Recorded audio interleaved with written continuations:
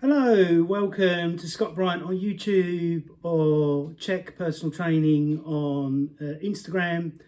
And this video is all about Candida albicans that causes a huge problem in the body. Please subscribe, please like, please share. So first of all, what I always try and do, if I can find free books on the subject of what I want to learn about, I always buy free books. So the free books I bought on Candida, Coping with Candida, by Mason King there. That's one book. The second book is Candida the Cure, Healing Naturally in 90 Days. 5,000 successful cases. There's that book.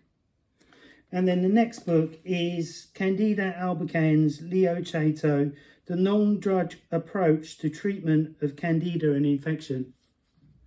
So unfortunately, Leon Chato died, I think, last year, and that was really sad because I met him face to face. He seemed like a really friendly guy, highly knowledgeable. I've got one of his books here that he brought out in 1971 when I was born.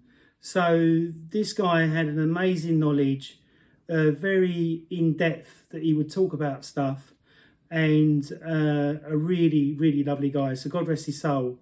But these three books that I've read on Candida, they all look at it with slightly a different approach. And there is one diet called the Doug Kaufman diet that you can try for 10 days.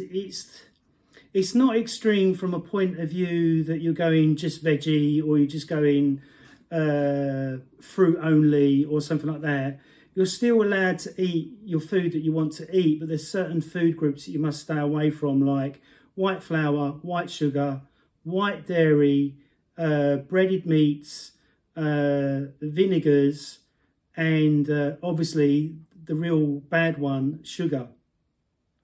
So if you eradicate all these foods, you go into a detoxification process, and then the body releases mycotoxins, or the fungus releases mycotoxins inside the bloodstream, which start to die off. And when they start to die off, you start to get flu-like or start to feel quite ill.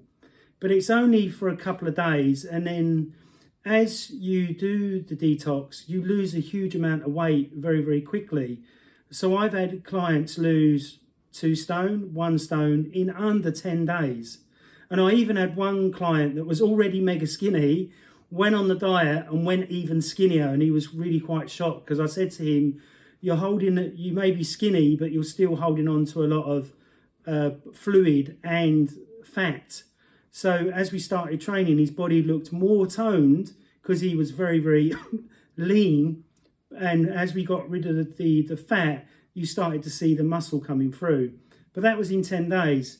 But with Candida, with the 90-day protocol in this book, it's a medical doctor backing up what he's saying. So it's not just, a trainer or somebody that doesn't have an official qualification in which to help get rid of Candida.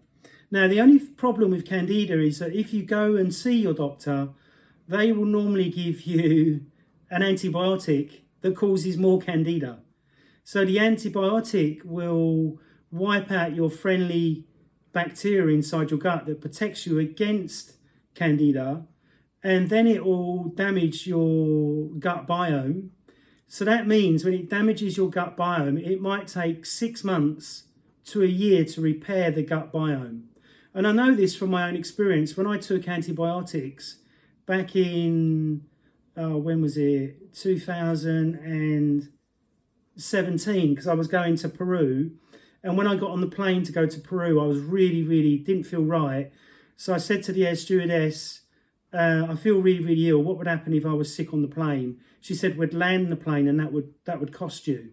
So I went, okay, I'm going to get off the plane. So I got off the plane, went to see my doctor. Doctor gave me antibiotics. He didn't know what was wrong and made the whole situation worse. And I was getting panic attack after panic attack after panic attack for over 6 months. And then I learned that to repair the gut can take up to 6 months to a year, depending on how many antibiotics you've had. So since that scenario, since that day, I've never taken antibiotics since, and I never will, unless it's a case of life or death. Simply because of the long-term damage. The more antibiotics you've taken, the more damage it's done to your gut biome. And if you're not eating healthy, then you're not really repairing it. Does that make sense? So after that, I made a vow that I would never take them again, and I would spend more time repairing my gut flora and repairing the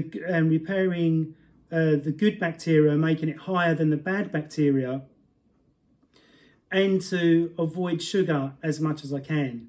Now, I've been a sugarholic all my life, really, and taking away one thing that my mind seems to enjoy, but my body don't enjoy it, was really quite challenging, okay? And when I've done the Doug Kaufman diet, I normally go down to about 14 stone and look really good, muscular-wise and bodily-wise, and I feel clearer-minded.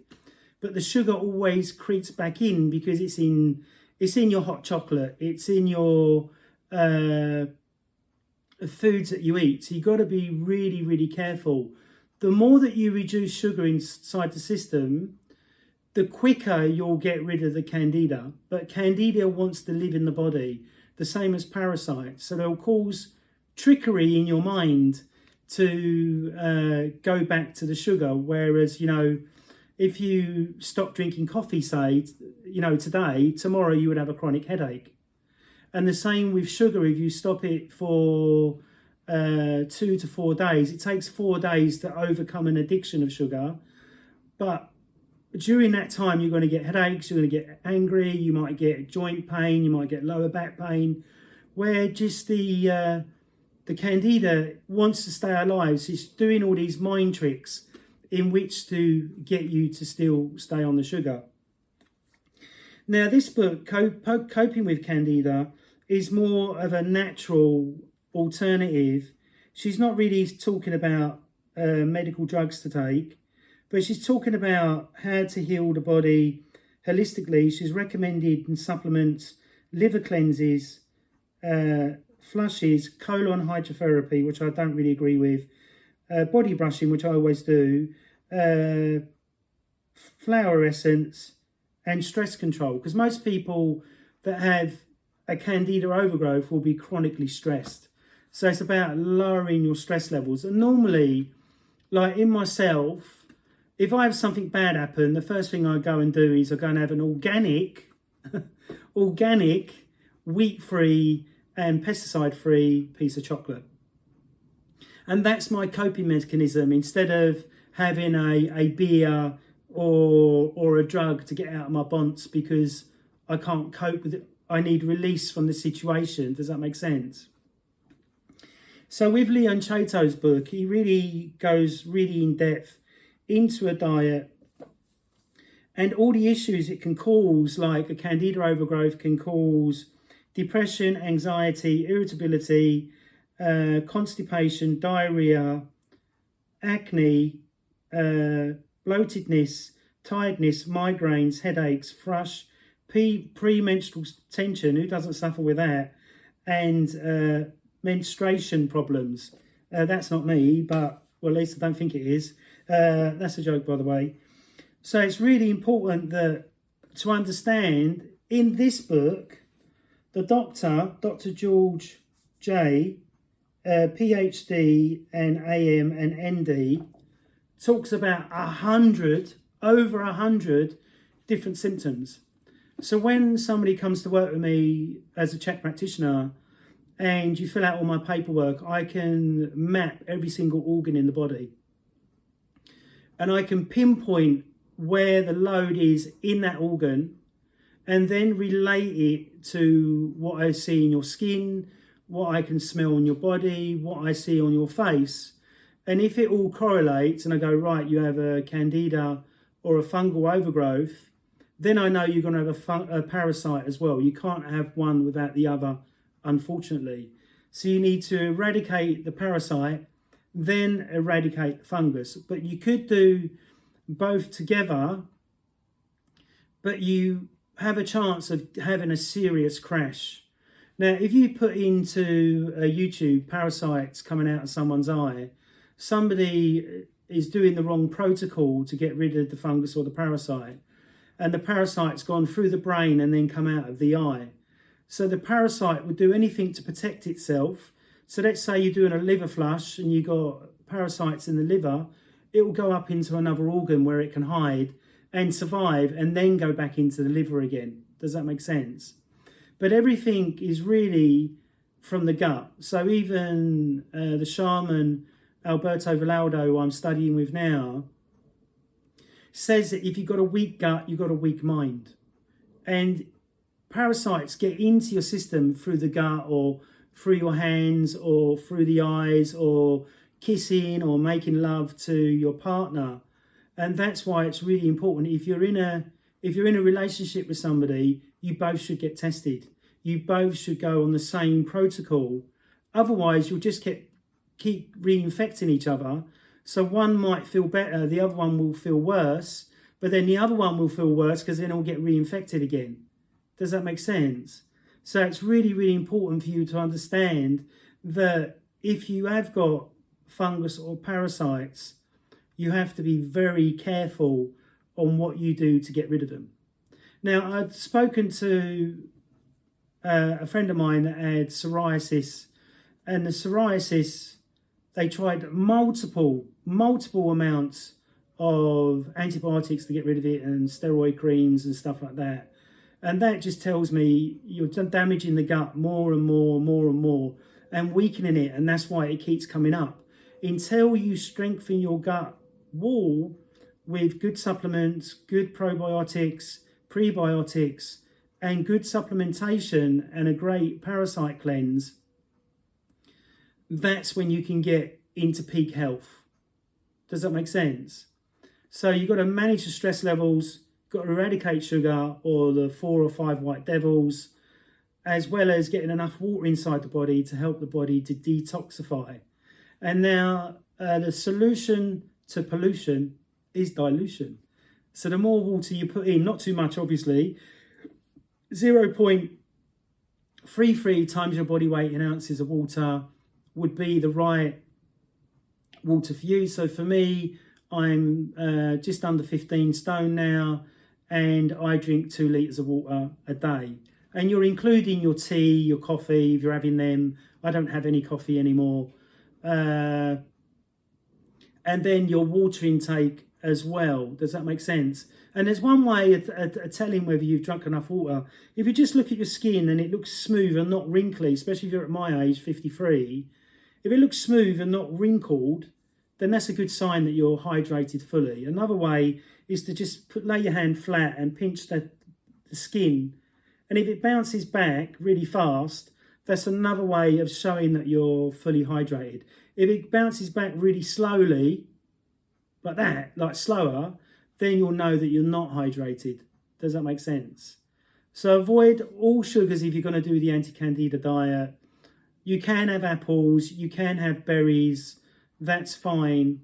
You can't have strawberries and you can't have carrots unless they're partly cooked, because the sugar content in a carrot is very, very high when you're on an anti-candida diet. Does that make sense?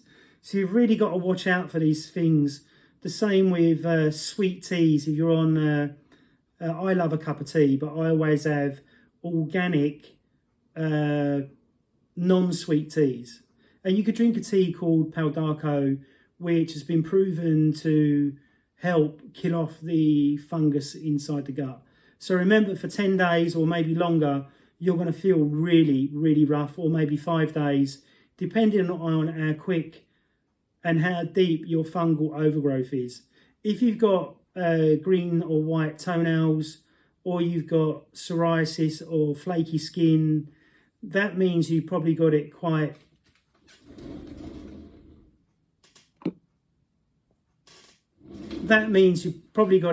deep. So if you need some help with your candida, please comment down below. I will do my best to help you the best way that I can. And purchase these 3 books if you want to try and heal yourself. They have all the information in there which you need to know. There's a lot of science in this book and lab tests and stuff like that. So you can see the reason why you got 5,000 people clear of it. And if you've got a health issue, after reading these books, or when you read these books and you see, oh, I've got adrenal fatigue, or I've got green toenails, or I've got jock itch, or I've got brain fog, then write that down, then try the diet and see if it clears it up. So I hope you've enjoyed this video. Please subscribe, please like, please share. Thank you very much for listening. Bye.